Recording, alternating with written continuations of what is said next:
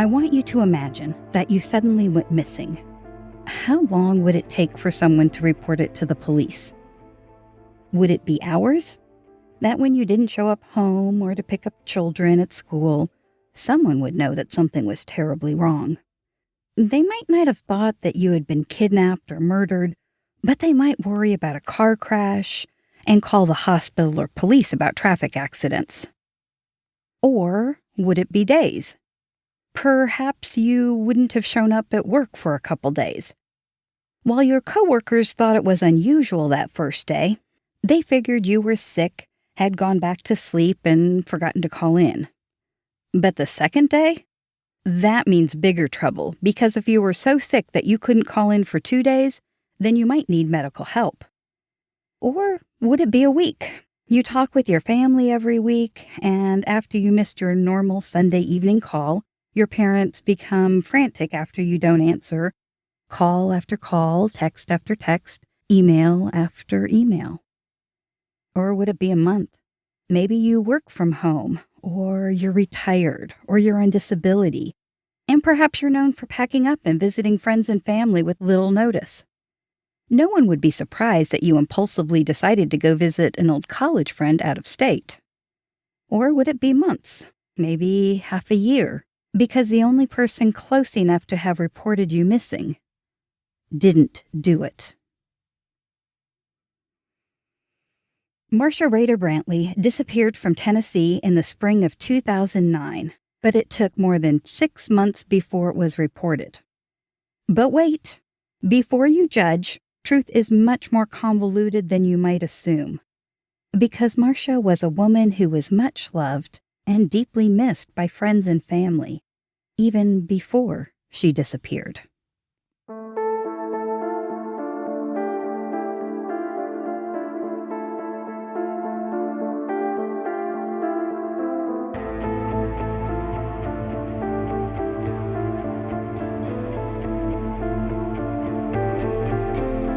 Welcome to Targeted, True Crime Podcast. I'm Mo Blackwell, the host of Targeted.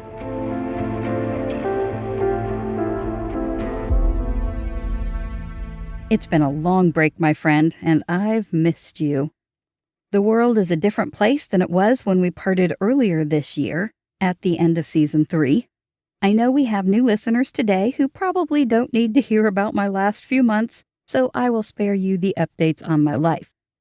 For those who are new, let me just tell you that I'm a professor at a small college in Southeast Tennessee, and I study many things, including domestic violence. I live near where Marsha Brantley used to live. Although we'd never met, we worked at the same school for a while. I know many of the people she knew, and sometimes I wonder how we didn't become acquainted. Let's return to the question I was asking in the opening. How long would it take before someone would report you missing? For me, I don't know. Since I teach, I have weeks and months when I'm not at work during holidays and summers. I talk to my parents about once a week, but when I'm busy, it can go longer. My children are all adults, and honestly, my 2 daughters might not notice for a couple weeks. My son, though, he'd know. Even though he lives in another state, I think it would take him about 2 or 3 days before he would talk to other family and somebody would drive out to check on me. I asked on social media how long it would take before someone would notice you're missing.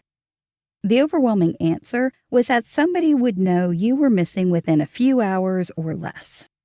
For those who answered this, you have people in your life who would immediately know something is wrong and would act with alacrity. Others thought about a day or two. For you, your schedules allow for a bit of variance, but not too much. It's possible that your absence might not be noted right away, but it wouldn't take long, and as soon as somebody realized you were incommunicado, they'd respond. Others thought it would take a few days, which is similar to me. We might have solitary days or weekends, but we have enough patterns and long-distance communication that would raise concerns. Of those who answered, usually you mentioned a spouse, kids, friends, work, or parents would figure it out quickly and sound the alarm. For Marsha Rader Brantley, It took about 6 months before her disappearance was reported to the authorities. She didn't work outside of the home. Her parents had passed away. She had no children. Her extended family lived far away. Her best friends lived out of state. And she had recently disengaged from her local group of writing friends. No parents, no children, no coworkers, no local family, limited local friends. Who was left to report her missing? Well, her husband. Donnie Brantley could have alerted authorities that his wife was missing and that she had left behind her clothes, her phone, her family heirlooms, her 3 dogs, and her car. But he did not. Even more notably, her family described to me how they saw Donnie isolating Marsha so much over the 9 years they had been married that he didn't allow her time to truly talk to them, even when they were attending family events such as weddings. Let me be clear about Marsha's relationships. Marsha had many friends and a loving family. When we hear that she wasn't reported missing for so long, the natural thought is that she was a lonely person without connections. That is not true, though. So many people I've interviewed cared deeply for Marsha. They've known her for years, decades. As a strong, independent woman, when Marsha seemed to pull away or fade away soon after she married Donnie, they were sad, but also respected Marsha enough not to push. And if you think about it, it's not too uncommon for friendship and family relationships to change after someone gets married. First, the newly mated pair spend inordinate amount of time together, luxuriating in each other's company. Second, often the single friends you used to hang out with are changed out for new couple friends. Third, now that there are 2 families to spend time with, it's only natural that the previous family time gets lopped in half. There's simply a natural flow to this changing of relationships after marriage. While it's sad, it's understandable. In Marsha's life, though, the change was sharper than most. Some friends and family talked themselves through it by thinking if Marsha wanted to cocoon away with her new husband, well, she deserved alone time with him. She had waited till she was in her 40s to get married, and she enjoyed to have as much time to bond with him as she wanted. It is only in hindsight that many, but not all, now interpret this as Donnie's actions serving to isolate Marsha, rather than Marsha choosing to pull away herself. As we hear Marsha's story, I hope that you can use this knowledge in your own relationships. Because a coercively controlling spouse can separate people who love each other, we should be alert to the signs and the implications. Do we know for a fact that Donnie Brantley was a coercively controlling husband? No, but we can piece together some evidence that might indicate it.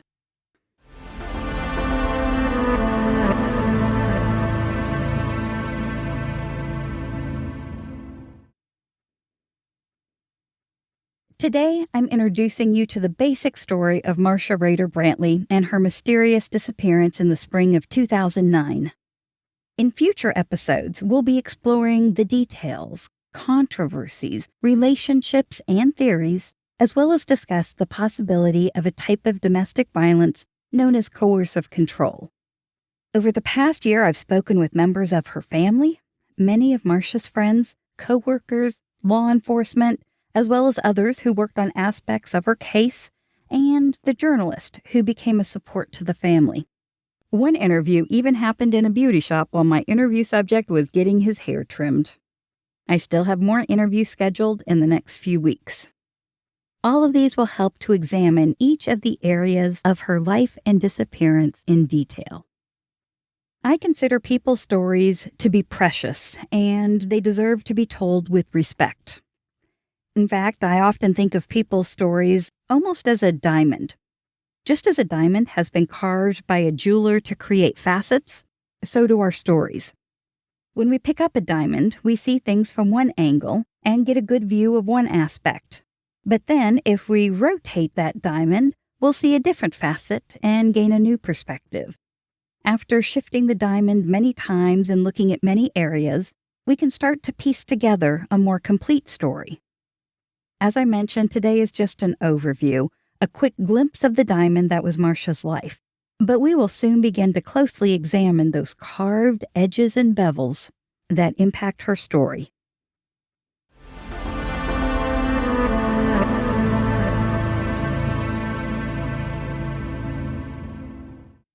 Two 2008 and 9 had been difficult years for 50-year-old Marsha Rader Brantley. Married late in life, Marsha's relationship with her husband seemed to weaken as he didn't provide financially for the couple, and, like sand from a broken hourglass, he was running through Marsha's inheritance at breakneck speed. As an aspiring author, Marsha practiced her craft through regular writing, whether it be short stories, novels, her daily calendar, or her blog called Magpie's Nest. Along with a few other amateur authors, Marsha founded a writing group in early 2009 called the Thunder Rock Writers, where they planned to help each other through writing critiques, tips, publishing hints, with a dash of being a good old-fashioned quasi-support group. While initially excited about this group, by the time she disappeared a few months later, Marsha no longer participated in it. A private woman interpersonally, Marsha didn't confide many of her hardships to friends or family, but sometimes glimpses of it would burst out of her lips. She'd slip every so often about being sad or depressed, but wouldn't give the details, and the listeners were left to fill in the missing pieces on their own. I spoke with two of her best friends, both women she had been friends with for decades. Although they had maintained close friendships over the years, they all lived in different states, and contact tended to be sporadic. They might not talk for months at a time, but when they did, they would fall right back into their old friendship, and it was like they had never been apart. They both talked a little bit about how private Marsha was. First is Cricket, who was the maid of honor at Marsha's wedding. They had struggles. She didn't go into details about it, like if the business just wasn't good or if he wasn't managing things well. She didn't get into any specifics with that, just that it could be hard. I also spoke with Kim, who had been friends with Marsha for over 20 years. She said, there was a very private side to her that a lot of people didn't know. She was very private, I would say. She had a very sensitive side. She was private. I think the biggest thing is she was very much a one-on-one person. She didn't have a ton of friends. She had a lot of people she knew and that knew her, but she didn't get close to very many people. A 2018 newspaper article from the Chattanooga Times Free Press reported that Marsha had hinted about troubles in March 2009 to her writing group, but did not elaborate. One of the Thunder Rock writers, Reggie, told the reporter that they knew something was wrong when Marsha unexpectedly burst out that she was so depressed she couldn't get off the couch. Reggie said, quote, "I know we all looked at her, 'cause it was just an unusual statement coming from Marsha. It was a complete shock." Unquote. Reggie told Marsha she'd be here if Marsha wanted to talk, but that Marsha, quote, clammed up. While Marsha wasn't one to speak much about difficulties to other people, you could also glimpse it in tidbits strewn throughout her blog. Writing was one way she worked through emotions, as well as writing seemed to help her to prod herself to process and to move on. In February 2009, 3 months before she disappeared, she marveled at finding a daylily peeking through the ground despite the cold. February 7th, 2009. We've had overnight temps in the teens and single digits lately, so you can imagine my surprise when I discovered the daylilies poking through the soil.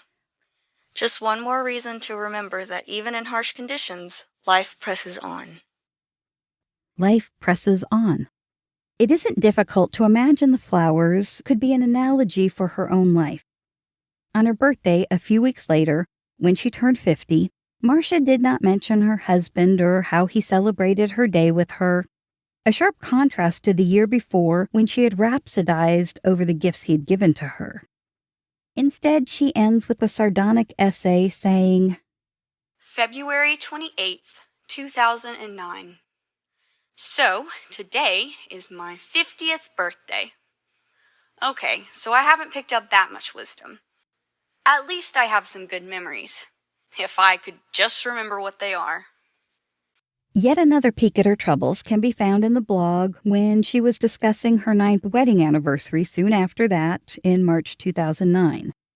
Marsha ends that entry by saying, 9 years later, a lot of water has gone under that bridge, equal parts happy and sad, and I love him more than I ever thought possible. Happy anniversary, baby. I love you. Equal parts happy and sad. Something wasn't right with the marriage, but Marsha was an independent stoic and she wasn't going to dwell on the negative. Not one to complain, Marsha was someone who moved forward, steadily, one foot in front of the other, and she didn't stop. Marsha had early training for working through life trauma. Her mother had been sick for most of Marsha's childhood with various forms of cancer and the accompanying side effects of treatments. Marsha learned valuable life lessons from her parents as they navigated illness and uncertainty, paired with their intense faith in God. We'll hear more about this part of Marsha's life in another episode when we explore her background in full, but here's a quick clip from one of Marsha's cousins talking about how Marsha's mom, Dorothy, inspired her. She was an inspiration to me. I had breast cancer when I was 37, and no matter what they told me, I knew if you had enough faith in God and you could persevere, that you could make it, because Aunt Dorothy showed me that. You could get through it time and time again. So I knew I could do it. As we think back to Marsha's blog, Good with the Bad, Happy with the Sad. These were temporary conditions for Marsha. Yes, there was more tension in her marriage this year, but it wouldn't last. Yes, they had financial difficulties from husband Donnie's failed handyman business, and they had run through much of Marsha's hefty inheritance, and one friend thought they had filed for bankruptcy, but they would work their way out of it. Yes, Marsha had stopped communicating with her special group of writer friends, the Thunder Rock Writers, even though she was a founding member of the Supportive Collective. Yes, she was out of touch with family and friends because Donnie had given her a new phone and she hadn't had much of a chance to give out the new number yet. But none of this would last. Marsha thought the bad wouldn't last because, like her mother lived through decades of cancer, like the daylilies in the winter poking up through the frigid ground, life presses on. Except life didn't press on for Marsha. The last anyone spoke with Marsha seems to be the end of May 2009, perhaps the 1st of June. No one has seen her, spoken with her, or been contacted by her since that time. Marsha Rader Brantley disappeared, vanished, poof, gone. Unfortunately, because of a cacophony of mitigating circumstances, no one reported Marsha missing to authorities until 6 months later, in November 2009. We'll explore the reasons for this in another episode. The last words Marsha wrote in her blog were, Brantley out. I've named this mini-series after Marsha's final published words. Brantley out. Indeed, Marsha Brantley is out, but she is not forgotten. And I remember Marsha, she was in my wedding. I remember her because she was such a sweet little girl. I remember Marsha was a very kind and loving person. I can remember I had so much fun with Marsha. I remember Marsha. She was calm, cool, and collected. I remember Marsha. I remember her. I remember Marsha. I remember Marsha. I remember laughing. We laughed a lot. I remember Marsha. I really remember about Marsha. I have a lot of memories. I remember. When I think about her, I think about all that. She was important and she mattered.